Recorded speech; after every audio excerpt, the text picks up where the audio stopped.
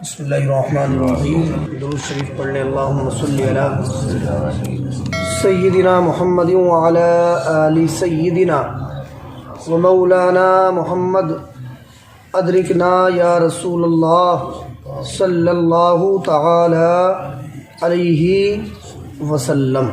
حضرات، کئی دن سے ایک حدیث چل رہی ہے جس میں اللہ کے پیارے نبی صلی اللہ تعالی علیہ وسلم نے قیامت کی نشانیوں کو ذکر کیا ہے۔ تو ان میں سے 7 باتیں کل ہو چکی تھیں۔ پہلی بات سرکار نے یہ بیان فرمائی کہ جب مال غنیمت کو لوگ اپنی دولت سمجھنے لگیں اور جب امانت کو مال غنیمت سمجھنے لگیں، جب زکوٰۃ دینا لوگوں کے لیے ٹیکس بن جائے، یعنی زکوٰۃ دینے کو لوگ ٹیکس سمجھنے لگیں، اور دین کا علم لوگ پڑھنا چھوڑ دیں، آدمی اپنی بیوی کی بات مانے اور اپنی ماں کی نافرمانی کرے، اور 7ویں چیز سرکار نے بیان فرمائی کہ انسان اپنے دوستوں کو قریب رکھے اور اپنے باپ کو دور کرے، تو بس سمجھ لو کہ قیامت آنے والی ہے۔ یہ 7 چیزیں قیامت کی نشانیوں میں سے سرکار دو عالم صلی اللہ علیہ وسلم نے بیان فرمائی۔ ابھی یہ 7 چیزیں ہوئی ہیں۔ اگلا حدیث کا جملہ ہے وَظَهَرَتِ الْأَصْوَاتُ فِي الْمَسَاجِدِ، اور مسجدوں میں آوازیں اونچی ہونے لگیں۔ اس کا کیا مطلب ہے؟ اس کا مطلب بالکل صاف ہے۔ اس کا مطلب ہے مسجدوں میں لوگ دنیا کی باتیں کرنے لگیں اور مسجدوں میں خوب چیخ چلا کے لوگ بولنے لگے، مسجدوں میں لڑائیاں کرنے لگے، مسجدوں میں جھگڑے کرنے لگے، مسجدوں میں اپنے کھیتوں کھلیان کی باتیں کرنے لگے، سیاستوں کی باتیں کرنے لگے، اپنے گھروں کی باتیں کرنے لگے۔ تو یہ بھی اللہ کے پیارے رسول صلی اللہ علیہ وسلم نے فرمایا قیامت کی نشانیوں میں سے ایک نشانی ہے۔ مسجد کے اندر دنیا کی باتیں کرنا جائز نہیں ہے، لیکن ایسی باتیں کرنا جن کا تعلق دین سے ہو، ایسی باتیں کرنا جن باتوں کا تعلق دین سے ہو، ایسی باتیں مسجد میں کرنا جائز ہے۔ مثال کے طور پہ مسجد میں نعت خوانی کرنا، سرکار کی نعتیں پڑھنا، یہ مسجد میں جائز ہے۔ اللہ کے ذکر کی محفل سجانا، یہ مسجد میں جائز ہے۔ میلاد شریف کی محفل سجانا، یہ مسجد میں جائز ہے۔ رسول پاک صلی اللہ علیہ وسلم کے اوپر درود شریف کی محفل سجانا، یہ مسجد میں جائز ہے۔ حضور سرور عالم صلی اللہ علیہ وسلم کے ظاہری زمانے میں بھی مسجد نبوی شریف میں اللہ کے ذکر کی محفل سجا کرتی تھی۔ سرکار دو عالم صلی اللہ علیہ وسلم کی نعتیں بھی پڑھی جاتی تھیں۔ حضرت حسان بن ثابت رضی اللہ تعالی عنہ یہ مصطفیٰ جان رحمت کی نعت پڑھا کرتے تھے مسجد نبوی شریف میں، ہے نا۔ اور نماز پڑھنے کے بعد بھی بلند آواز سے مسجد نبوی شریف میں ذکر ہوا کرتا تھا۔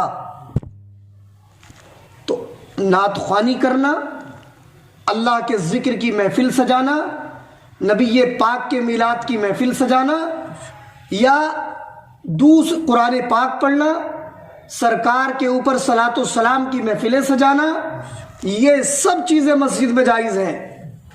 مگر مسجد میں بیٹھ کے اپنے گھر کی باتیں کرنا، مسجد میں بیٹھ کے اپنے کھیت کی باتیں کرنا، مسجد میں بیٹھ کے دنیا کی باتیں کرنا، ایسی باتیں کرنا جن کا تعلق صرف اور صرف دنیا سے ہے، ایسی باتیں کرنا جائز نہیں ہے۔ مسجد کے اندر لڑائیاں کرنا، مسجد کے اندر جھگڑے کرنا، یہ سب باتیں جائز نہیں ہیں، مسجد کے ادب کے خلاف ہے۔ مسجد کہتے ہی اس جگہ کو ہیں جس جگہ کو اللہ کی عبادت کے لیے خاص کر دیا گیا ہو۔ تو مسجد صرف عبادت کرنے کے لیے ہوتی ہے، مسجد اس کام کے لیے نہیں ہوتی کہ ہم یہاں ایک دوسرے سے اپنی خنث نکالیں، مسجد اس کام کے لیے نہیں ہوتی کہ ہم یہاں ایک دوسرے کی جو ہے چڑ نکالیں، مسجد اس کام کے لیے نہیں ہوتی کہ ہم مسجد میں بیٹھ کے ٹھٹے لگائیں، ہنسی خوب زور زور سے مسجد میں بیٹھ کے ہنسیں۔ ان کاموں کے لیے مسجد نہیں ہے۔ مسجد بنی ہے اپنے سر کو اللہ کے حضور جھکانے کے لیے، مسجد بنی ہے قرآن پاک کی تلاوت کے لیے، مسجد ہے دینی کام کرنے کے لیے۔ مسجد میں آدمی آئے، اللہ کی عبادت کرے، اپنے گھر کو چلا جائے۔ کوئی باتیں کرنا ہے، دینی بات اگر کرنا ہے، کوئی دین کا مسئلہ پوچھنا ہے، مسجد میں پوچھ سکتے ہیں۔ نماز سیکھنا ہے، مسجد میں سیکھ سکتے ہیں۔ نبی کی نعت پڑھنا یا سننا ہے، مسجد میں کر سکتے ہیں۔ اللہ کے ذکر کا حلقہ کرنا ہے، مسجد میں کر سکتے ہیں۔ لا الہ الا اللہ کی صدائیں بلند کرنا ہے، مسجد میں کر سکتے ہیں۔ لیکن وہ چیزیں جن کا تعلق صرف اور صرف دنیا سے ہے، وہ باتیں کرنا مسجد میں جائز نہیں ہے۔ تو ان لوگوں کو چاہیے کہ جو مسجد میں خوب زور زور سے بولتے ہیں وہ اس چیز سے باز رہیں۔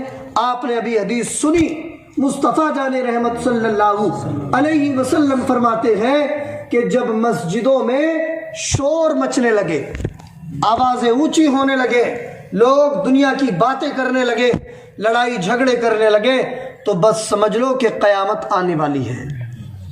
سرکار نے مسجدوں میں لڑائی جھگڑے کرنے، دنیا کی باتیں کرنے کو قیامت کی نشانیوں میں سے ایک نشانی قرار دیا ہے۔ لوگ ذرا ذرا سی بات پہ یہ بھی نہیں دیکھتے ہم کہاں ہیں۔ بعض بازے تو ایسے ہوتے ہیں کہ مسجد میں گالی بھی بک دیتے ہیں، جب انہیں غصہ آتا تو کہتے بھائی ہمیں کنٹرول نہیں ہوتا ہے، ایسے بات کرتے ہو، بڑا فخر محسوس کرتے، بولے ایسا غصہ آتا ہے صاحب، کنٹرول نہیں ہوتا، ہم نہیں دیکھتے پھر کہاں ہے۔ تو جب تم یہ نہیں دیکھ رہے ہو کہ تم کہاں ہو، تو پھر تمہارے اندر انسانیت کہاں ہے؟ کم سے کم تمہیں یہ تو سوچنا چاہیے کہ تم اللہ کے پاکیزہ گھر میں کھڑے ہو۔ اگر تمہاری زبان تمہارے کنٹرول میں نہیں ہے تو کم سے کم اللہ کے گھر میں تو زبان کو کنٹرول میں رکھو، ورنہ قیامت کے میدان میں اللہ کے حضور جب پیشگی ہوگی تو اللہ کو ہم کیا جواب دیں گے؟ میں نے ایک دن آپ کو حدیث آپ کے سامنے بیان کی تھی کہ ایک صحابی رسول آئے بارگاہ رسول میں اور عرض کیا، یا رسول اللہ من نجات، یا رسول اللہ نجات کس چیز میں ہے؟ پیارے آقا یہ بتا دیجئے کہ میں کس چیز پہ عمل کر کے جہنم کے عذاب سے بچ سکتا ہوں؟ اللہ کے پیارے رسول صلی اللہ علیہ وسلم نے ارشاد فرمایا، امسک علیک لسانک۔ سب سے پہلی جو بات رسول پاک نے فرمائی، ارشاد فرمایا مصطفیٰ نے کہ اپنی زبان کو کنٹرول میں رکھو، زبان کو کنٹرول میں رکھو۔ اور دوسری بات بیان فرمائی، وَلْيَسَعْكَ بَيْتُكَ، اپنے گھر کو کشادہ رکھو۔ مطلب یہ ہے کہ تمہارے دروازے پہ کوئی بھی آئے، اپنی حسب حیثیت سائل کے سوال کو پورا کرو۔ اور تیسری بات سرکار نے فرمائی، وَبْكِ عَلَىٰ خَطِيئَتِكَ، اپنے گناہوں پہ رویا کرو۔ یہ تین کام کرو گے تو اللہ تمہیں جہنم کی آگ سے محفوظ فرما دے گا۔ تو یہ زبان ہمیں اپنے گھروں میں بھی سنبھال کے چلانا چاہیے، اور اللہ کے گھر میں جب آئیں تب تو ہمیں بڑے ادب کی ضرورت ہے۔ یہ اللہ کا گھر ہے، یہاں فرشتوں کا مجمع رہتا ہے، وہ الگ بات ہے ہمیں نظر نہیں آتے ہے نا، لیکن اللہ کے گھروں میں مسجدوں میں اللہ کے فرشتوں کی آمد و رفت رہتی ہے، تو کتنے ادب کی جگہ ہے، کتنی پاکیزہ جگہ ہے یہ۔ اللہ کے رسول فرماتے، خیر البقائی المساجد وشر البقائی اسواقها۔ مصطفیٰ جان رحمت صلی اللہ علیہ وسلم نے فرمایا کہ زمین کے اوپر سب سے بہترین جگہ مسجد ہے اور سب سے بری جگہ بازار ہے۔ تو جس جگہ کو پیارے آقا نے سب سے اچھا بتایا ہو، ہے نا، اسی جگہ میں ہم آ کے لڑائی جھگڑے کریں، اسی جگہ میں ہم آ کے بے ادبی کریں، اسی جگہ میں ہم آ کے دوسرے کے اوپر چیخ چیخ کے بولیں، تو یہ بد اخلاقی بھی ہوگی اور شرعاً گناہ بھی ہوگا. اور اسی چیز کو سرکار دو عالم صلی اللہ علیہ وسلم نے قیامت کی نشانیوں میں سے ایک نشانی بھی قرار دیا ہے. ہمیں اس کا خیال رکھنا چاہیے.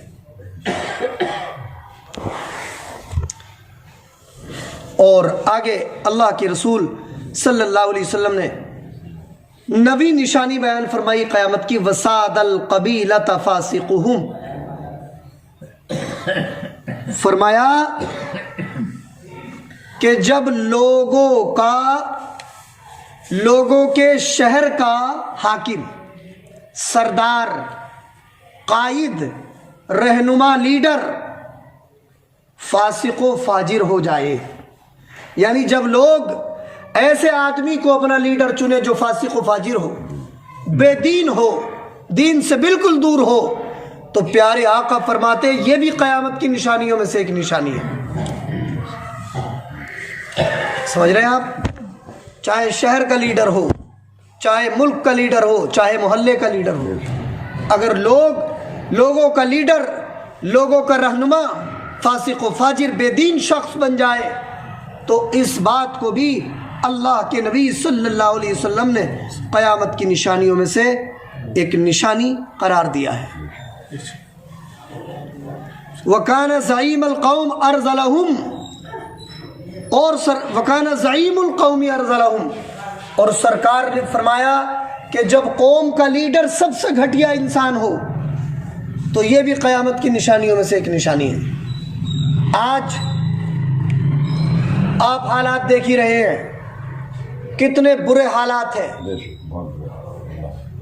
اگر گاؤں کا پردھان بنایا جاتا ہے تو کسی سوجھ بوجھ والے آدمی کو نہیں بنایا جاتا. اگر کوئی بیچارہ نمازی کھڑا بھی ہو جائے پردھانی میں تو کہتے تمہارا کام تھوڑی ہے یہ، اس سے تو ایسے کہتے تھے تمہارا کام نہیں ہے یہ. تو پھر بھائی یہ کس کا کام ہے؟ یہ بتاؤ. اگر قوم کا لیڈر، قوم کا رہنما ایسا آدمی بن گیا کہ جسے ہے نا قوم سے ہمدردی بھی ہو، جو شریعت کے مسائل بھی جانتا ہو، جو 5 وقت کا باجماعت نمازی بھی ہو، جو غریبوں کی مدد بھی کرتا ہو، جو بیواؤں کا سہارا بھی بنتا ہو، ایسا آدمی اگر مکھیا بن جائے تو پھر بتاؤ گاؤں میں باہر آئیں گی کہ نہیں آئیں گی؟ اللہ سے ڈرنے والا اگر کوئی شخص ہمارا رہنما بن جائے تو پھر سب سے بڑا فائدہ تو یہ ہوگا کہ حرام نہیں کھائے گا، وہ کسی سے رشوت نہیں لے گا، وہ کیونکہ اس کے دل میں اللہ کا خوف ہوگا کہ نہیں ہوگا. تو ایسے کو تو لوگ یہ سمجھتے ہیں کہ ان کے لیے بھائی ہے ناجائز ہے یہ کام. تو اگر کوئی آدمی ایسا ہے کہ جو لیڈر بننے کی صلاحیت رکھتا ہے، جس کے دل میں اللہ کا خوف بھی ہے، 5 وقت کا وہ نمازی بھی ہے، دوسروں کے کام بھی آتا ہے، پڑھا لکھا شخص بھی ہے، دنیا دار بھی ہے اور دیندار بھی ہے، تو اگر ایسا کوئی لیڈر بن جائے تو سونے پہ سہاگا ہے کہ نہیں ہے؟ جو دنیا بھی جانتا ہو، دین بھی جانتا ہو. اللہ کے پیارے رسول نے فرمایا کہ قوم کا لیڈر، قوم کا رہنما جب سب سے رذیل انسان بن جائے، گھٹیا انسان بن جائے، یا گھٹیا سے مراد ہے جو بے دین ہو، ایسا شخص جب بن جائے تو یہ بھی قیامت کی نشانیوں میں سے ایک نشانی ہے. اور 11ویں بات سرکار نے ارشاد فرمائی، وَأُكْرِمَ الرَّجُلُ مَخَافَةَ شَرِّهِ، جب آدمی کی تعظیم اس کے علم کی وجہ سے نہیں، اس کے تقوی و طہارت کی وجہ سے نہیں، بلکہ اس کے ڈر کی وجہ سے کی جانے لگے. یعنی لوگ اس لیے سلام کرنے لگے کہ اگر انہیں سلام نہیں کریں گے یہ ناراض ہو جائیں گے، پھر ہمیں کہیں نہ کہیں پھنسوا دیں گے، اس لیے دور سے السلام علیکم صاحب. جب لوگ دوسرے کے ڈر سے اس کی عزت کرنے لگے، ہے نا، تو اس بات کو بھی سرکار نے فرمایا کہ یہ بھی قیامت کی نشانیوں میں سے ایک نشانی ہے. آج کل ایسا بہت ہوتا ہے کہ نہیں ہوتا ہے؟ بیچارہ کوئی غریب ہے تو جھکا جھکا پھر رہا ہے کہ یہ بڑے مالدار آدمی ہے، کیونکہ وہ ڈر رہا ہے نا اس سے کہ اگر میں نے ان کی تعظیم نہیں کری تو مجھے تو پتہ نہیں کہاں پیس دے یہ. تو مالداروں کو چاہیے کہ وہ خود غریبوں کی عزت کرے تاکہ ان کے دل سے مالداروں کا ڈر نکل جائے اور وہ سکون کی سانس لے سکے. بیچارے کتنا چھوٹا سا دل ہوتا ہے غریبوں کا، ہے نا، اور کچھ تو ایسے بھی بد اخلاق ہوتے ہیں کہ اگر کوئی غریب بیٹھنے آ گیا تو اس سے 10-5 کام کروا لیتے ہیں اپنے گھر کے. کتنا گھمنڈ ہوتا ہے انہیں. وہ انسان کو انسان سمجھنے تیار نہیں ہے. اللہ نے 4 پیسے کیا دے دیے, سب کچھ اپنے آپ کو ہی سمجھنے لگتے ہیں. غریب کیا انسان نہیں ہے؟ کیا اس کے دل سینے میں اللہ نے دل نہیں رکھا ہے؟ کیا اس کے دماغ میں, اس کے سر میں اللہ نے عقل نہیں رکھی ہے؟ کیا وہ تمہاری طرح انسان نہیں ہے؟ کیا وہ مالداروں کے طرح اس کے جسم میں خون نہیں ہے؟ کیا مالداروں کی طرح اس کے سینے میں دل نہیں ہے؟ کیا اس کی خواہشات نہیں ہے؟ اگر کوئی غریب آپ کے گھر بیٹھنے آ گیا ہے تو اسے عزت سے بٹھاؤ. اگر گھر میں کچھ اچھا کھانا بنا ہو اس کے سامنے پیش کرو, اس کی تعظیم کرو. اس کا دل خوش ہو گیا, اور دل خوش ہو کے اگر دل سے ایک دعا نکل گئی تو انشاءاللہ باب اجابت سے ٹکرا جائے گی, اللہ قبول فرما لے گا اور آپ کا بیڑا پار ہو جائے گا. کیا مصطفیٰ جان رحمت کے اخلاق کو ہم نے بھلا دیا؟ سرکار دو عالم صلی اللہ علیہ وسلم غریبوں کی کتنی قدر کیا کرتے. ہم غوث اعظم کے نام کے کتنے نعرے لگاتے ہیں. ان کا اخلاق پڑھو, ان کی بات پڑھو. فرماتے ہیں مجھے 2 کام دنیا میں سب سے زیادہ پسند ہے, ایک غریبوں کو کھانا کھلانا اور دوسرے ننگوں کو کپڑے پہنانا. یہ غوث اعظم کا اخلاق ہے. حضرت غوث اعظم فرماتے ہیں کہ اگر 1000 ٹن سونا میرے پاس ہو تو میں ایک دن رات بھی نہیں گزاروں گا اور اسے جو ہے غریبوں میں صدقہ کر دوں گا, غریبوں پہ لٹا دوں گا. یہ تو ہمارے اکابر کا اخلاق ہے. مصطفیٰ جان رحمت غریبوں کو سینے سے لگاتے. حضرت خواجہ غریب نواز کا واقعہ میں نے جمعے میں بیان کیا کہ ایک غریب بچہ عید کے دن رو رہا تھا. حضرت خواجہ غریب نواز پہلے اسے اپنے گھر لے کے آئے, کپڑے پہنائے اور اسے اپنا منہ بولا بھائی بنا لیا. اپنی ماں سے کہا میں نے اسے بھائی کہہ دیا ہے, کیا تم اس کی ماں بننا پسند نہیں کرو گی؟ تو آپ کی والدہ نے کہا آج سے تم اس کے بھائی ہو تو میں اس کی ماں بن گئی ہوں, ہے نا. تو اللہ پاک کی جانب سے, رسول پاک کی جانب سے انہیں غریب نواز کا لقب عطا ہو گیا. تو ہمارے بزرگوں نے تو ایسے غریبوں سے پیار کیا ہے. آج ہم مطلب جو ہے اتنی ایٹھ میں آ گئے کہ اگر کوئی بیچارہ غریب خیریت سلام دعا کے لیے آ گیا تو اس سے کہا کہ لو یہ چکی پہ گیہوں رکھے ہو, ہے ایک کٹا آٹے کا اٹھا لو, یہ جو ذرا سبزی لا کے دے دو. اب وہ بیچارہ ہے بات ماننا کہ بھئی یہ ان سے ہمارا کام چل جاتا ہے تو ہم چلو ان کا کام کر دیں. تو وہ بھی انسان ہے. انسانیت کی قدر کرو. چاہے دولت آنے جانے والی چیز ہے, جس اللہ نے کسی کو مالدار بنایا ہے اور دوسرے کو غریب بنایا ہے, وہی اللہ یہ بھی کر سکتا ہے کہ اس غریب کو مالدار بنا دے اور اس مالدار کو غریب بنا دے. اس لیے انسانیت کی قدر کرنا چاہیے. کسی کو بھی حقیر نہیں سمجھنا چاہیے. تمام انسان برابر ہیں. اگر اللہ کی بارگاہ میں معزز ہے تو وہ شخص ہے جس کے بارے میں اللہ نے آیت کریمہ نازل فرمائی ان اکرمکم عند اللہ اتقاکم. اللہ فرماتا ہے کہ اللہ کی بارگاہ میں سب سے زیادہ عزت والا وہ ہے جو سب سے زیادہ پرہیزگار ہے. اللہ کی بارگاہ میں تقوی کی قیمت ہے, نہ کسی کی دولت کی قیمت ہے, نہ کسی کے حسن و جمال کی قیمت ہے.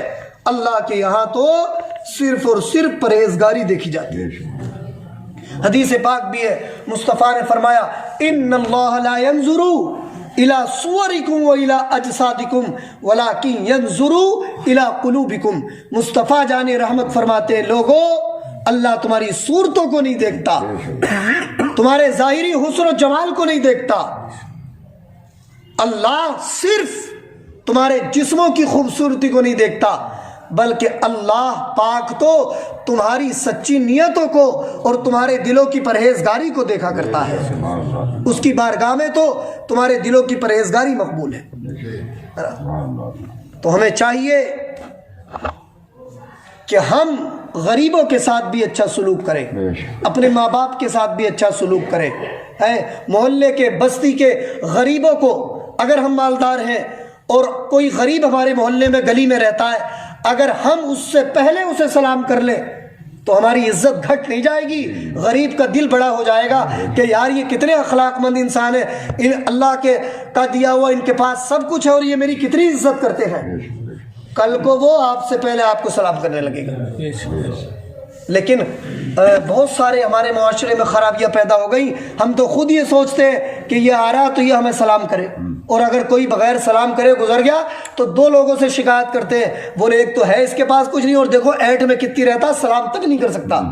کیا اسی کی ذمہ داری ہے سلام کرنا؟ ہم نہیں کر سکتے اسے سلام۔ مصطفیٰ جان رحمت فرماتے جو پہلے سلام کرتا ہے اللہ قیامت کے دن اسے پہلے جنت عطا فرمائے گا۔